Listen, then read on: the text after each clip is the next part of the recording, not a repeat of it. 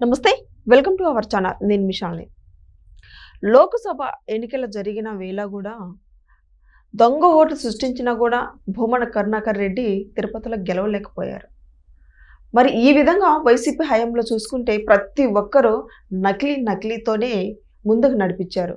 నకిలీ పట్టాలు కావచ్చు, నకిలీ ఓట్లతో సహా, దొంగ ఓట్లతో సహా వాళ్ళు సృష్టించారు. ఏంటి అసలు ఇంత దారుణంగా? మరి దీని వెనుక అసలు ఏం జరిగింది? దీని మీదే పూర్తిగా విశ్లేషించడానికి మన స్టూడియోలో ఉన్నారు సీనియర్ జర్నలిస్ట్ డాక్టర్ కనకదుర్గ గారు ఉన్నారు. వారిని అడిగే విషయాన్ని తెలుసుకునే ప్రయత్నం చేద్దాం. నమస్కారం మేడం. నమస్తే అండి మేడం, వైసీపీ హయాంలో చూసుకుంటే ప్రతిదీ ఏ కబ్జా చేసినా, ఏది చేసినా సరే నకిలీతోనే చేశారు సార్. ఇప్పుడు మనం ముఖ్యంగా తాజాగా అప్డేట్ ఏంటంటే భూమన కరుణాకర్ రెడ్డి తిరుపతిలో లోక్సభ ఎన్నికల్లో కూడా దొంగ ఓట్లు సృష్టించినా కూడా గెలవలేకపోయారు. ఏంటి మేడం అసలు దీని వెనుక కారణాలు? అసలు ఏమండి, ఇప్పుడు మీకు ఏమనిపిస్తోంది? ఒక 5 సంవత్సరాలు మీకు పదవి ఇచ్చేసి అధికారం ఇచ్చేసరికి జగన్మోహన్ రెడ్డికి ఏం చేశాడు? రాష్ట్రాన్ని ఎక్కడ చూసినా అవినీతి, అక్రమాలు, స్కాములు, దొంగ ఓట్లు, అన్ని నకిలీ నకిలీ నకిలీ నకిలీ విత్తనాలు, నకిలీ మనుషులు, నకిలీ మాటలు. అసలు ఎంత అదృష్టవంతులు ఆంధ్రప్రదేశ్ వాళ్ళు ఈ సంవత్సరం. ఇప్పుడు 2024లో వేసి ఉంటే మళ్ళా అసలు మనుషులనే మాయం చేసి ఉండేవాళ్ళేమో ఆంధ్రప్రదేశ్లో. అసలు ఆశ్చర్యంగా ఉందండి. ఒక 5 సంవత్సరాల్లో రాష్ట్రాన్ని ఇంత ముంచేయచ్చు, ఇంత తినేయచ్చు, ఇంత నవిలేయచ్చు అనేది జగన్మోహన్ రెడ్డి చూపించాడు. సో ఇప్పుడు తీసుకుంటే కనుకైతే తిరుపతిలో 90,000 ఓట్లు నకిలీ ఓట్లు ఉన్నాయటండి. అక్కడ మొత్తం ఓటర్ల సంఖ్య 2,95,288. అందులో 90,882 మంది నకిలీ ఓటర్లట. నకిలీ చిరునామాలు, నకిలీ ఏమంటారు ఐడి కార్డ్స్ సృష్టించి ఓట్లు వేయిస్తే అప్పుడు కూడా గెలవలేదు. ఇది నకిలీ అని ప్రజలకు అర్థమయ్యి నువ్వు మాకు వద్దని వదిలేశారు ఆయన, భూమన కరుణాకర్ రెడ్డిని. ఇప్పుడు ఈసారి వచ్చింది కదా SIRలో, ఇప్పుడు నకిలీ ఓటర్ల సంఖ్య చూస్తే 90,000 ఉంది. ఎంత దారుణం కదా. ఒక తిరుపతిలోనే అనుకుంటున్నారేమో మీరు. కర్నూలు, కడప ఇవన్నీ కూడా ఉన్నాయి. వీళ్ళు ఏం చేశారంటే ఈ తిరుపతి చుట్టుపక్కల చంద్రగిరి, పాణ్యం, కర్నూలు, కడప అన్ని చోట్ల నకిలీలు సృష్టించేశారు. సో మీరు ఒకసారి లిస్ట్ చూసుకున్నారంటే కర్నూలు శాసనసభ నియోజకవర్గంలో అయితే, అంటే మొత్తం రాయలసీమ జిల్లాల్లో వీళ్ళు చేసింది, ఓకేనా? అందులో కర్నూలులో 2,74,622 ఓట్లకి వీళ్ళు 67,755 అంటే 24.67% ఓట్లు తొలగించాల్సిన జాబితాలో చేర్చింది సార్. వారిలో 21,210 మంది వివరాలు ఇంకా లభ్యం కాలేదుట. 28,594 మంది శాశ్వత వలసలు వెళ్ళిపోయారు. ఇప్పుడు ఇందాక మనం చెప్పుకున్న తిరుపతి దాంట్లో కూడా 57,000 మంది శాశ్వతంగా వలసలు, 20,000 మందికి పైగా ఇచ్చిన చిరునామాల్లో లేరు వాళ్ళు. సో ఇప్పుడు కర్నూలులో కూడా అదే జరుగుతోంది. సో ఇక్కడ ఏమైందంటే 11,449 మందికి 2 ఓట్లు ఉన్నాయట.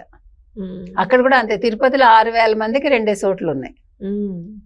ప్రకాష్ రాజ్కి మీకు గుర్తుంటే కనుక అయితే 4 రాష్ట్రాల్లో ఓటర్ ఐడి ఉండడం, అంటే అందరూ దొంగలే. సో ఇప్పుడు 2024 ఎన్నికలకు ముందు ఏం చేశారంటే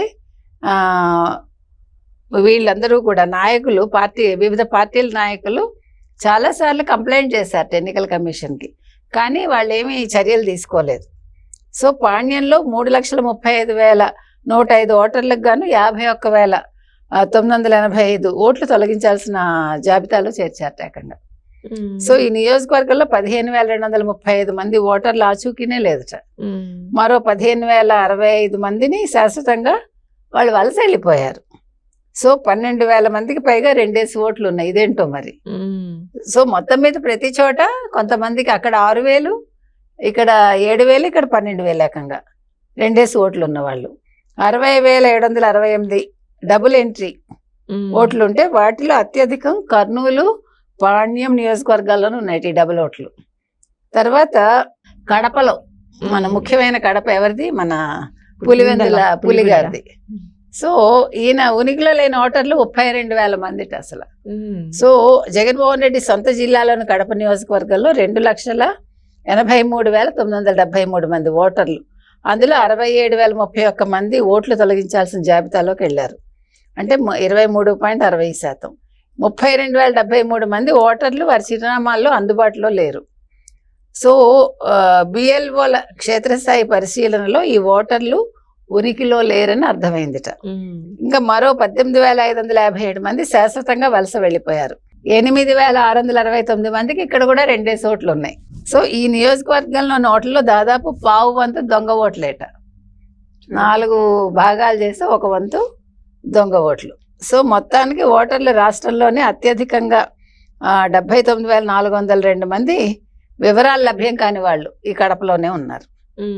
సో తిరుపతి జిల్లా తీసుకుంటే చంద్రగిరిలో వైకాపా హయాంలో దొంగ ఓట్లు చేర్పించారు. ఇందులో 3,13,795 ఓట్లుంటే 50,273 ఓట్ల తొలగింపు జాబితాలో ఉన్నాయి. వారిలో 19,000 మందికి పైగా ఓటర్లు ఆచూకీ లేదు. తర్వాత మరో 16,000 మంది శాశ్వతంగా వలస వెళ్ళిపోయారు. ఇవన్నీ కూడా వైఎస్ఆర్ కాంగ్రెస్ ఉన్నప్పుడే జరిగినవన్నీ.